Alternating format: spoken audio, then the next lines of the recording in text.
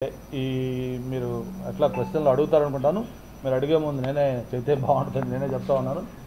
ఏదైతే నిన్న మొన్న మనం చూస్తూ ఉన్నాం, ఎండోమెంట్ కమిషనరు ఆ మీద వాళ్ళ భర్తే ఒక లేఖ రాయటం, అది సెన్సేషనల్గా మొత్తం ఈరోజు మరి సోషల్ మీడియాల దగ్గర నుంచి అన్నీ జరుగుతూ ఉన్నాయి. దాని మీద ఇప్పుడే నేను ఎండోమెంట్ మినిస్టర్ గారితో కూడా మాట్లాడాను.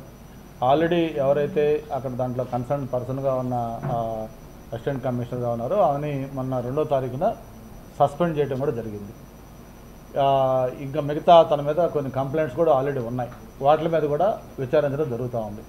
అయితే ఇక ఏదైతే వాళ్ళ భర్త రాసిన లెటర్ ఉందో దానికి సంబంధించి మరి ఏం చేయాలంటనేది దాన్ని విచారించి దాంట్లో వాస్తవాలు ఏంటి అవన్నీ ఎలా చేయాలంటనేది మినిస్టర్ గారు కూడా సీఎం గారితో మాట్లాడుతూ ఉన్నారు. దీని మీద యాక్చువల్గా కన్సర్న్ ఎవరి మీద అయితే అలిగేషన్ వచ్చిందో తను కూడా రెస్పాండ్ అయ్యి తను కూడా క్లారిఫికేషన్ ఇస్తే బాగుంటుందని చెప్పి నేను అనుకుంటున్నాను. ఏదేమైనా ఇది చాలా అన్వారెంటెడ్ ఇష్యూ, చాలా శోచనీయమైన సంగతి. ఎందుకంటే ఒక ఎండోమెంట్ డిపార్ట్మెంట్ అనేది చాలా పవిత్రమైంది. అటువంటి డిపార్ట్మెంట్లో పనిచేసేటప్పుడు చాలా పవిత్రంగా ఉండాల్సిన బాధ్యత అధికారులకు ఉంటుంది, ప్రజాప్రతినిధులకు ఉంటుంది. గతంలో నాతో పాటు మినిస్టర్గా చేసిన కొంతమంది మంత్రులు వాళ్ళైతే ఎండోమెంట్ మినిస్టర్లుగా ఆ టైంలో వాళ్ళు నాన్ వెజ్ దగ్గర నుంచి అన్నీ మానేసి అంత నిష్టగా ఉండేవాళ్ళు. అట్లాగే అధికారులు కూడా ఇప్పుడు ఈవో గారు ఉన్నారు, దేవస్థానంలో ఉన్నంతసేపు ఆయన ఆ పవిత్రంగా ఆ ఉద్యోగం చేసినప్పుడు ఉండాలి. అట్లాగా అది ఉండాలి కాబట్టి అది ఎక్స్పెక్ట్ చేస్తారు.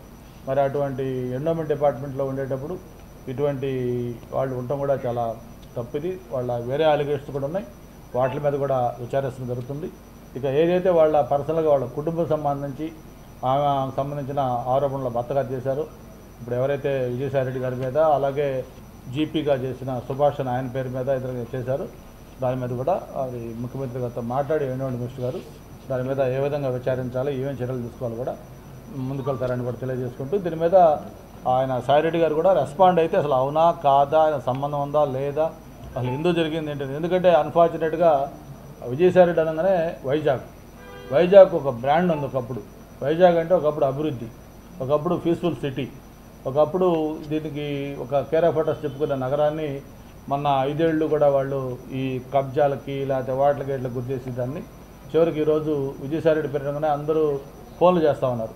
ఏంటంటే వైజాగ్లో ఇట్లా ఆయన ఇట్లా అంటే ఇవన్నీ చాలా తలదించుకునే పరిస్థితిలాగా వస్తుంది. కాబట్టి దీని మీద ఆయన కూడా రెస్పాండ్ అయ్యి దాంట్లో ఏం జరిగింది అనేది ఆయన దాని మీద ఏంటనేది ఆయన క్లారిఫికేషన్ ఇస్తే బాగుంటుంది.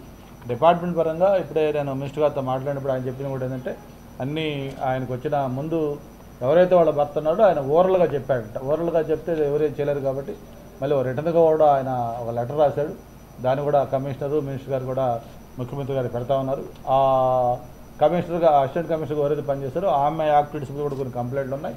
అన్నీ కూడా ప్రభుత్వం ముఖ్యమంత్రి గారి దృష్టికి తీసుకెళ్ళి దాని మీద ఎలా ఎంక్వైరీ చేయాలి, ఏంటి వాస్తవాలు అని కూడా అందరికీ తెలియజేస్తారు.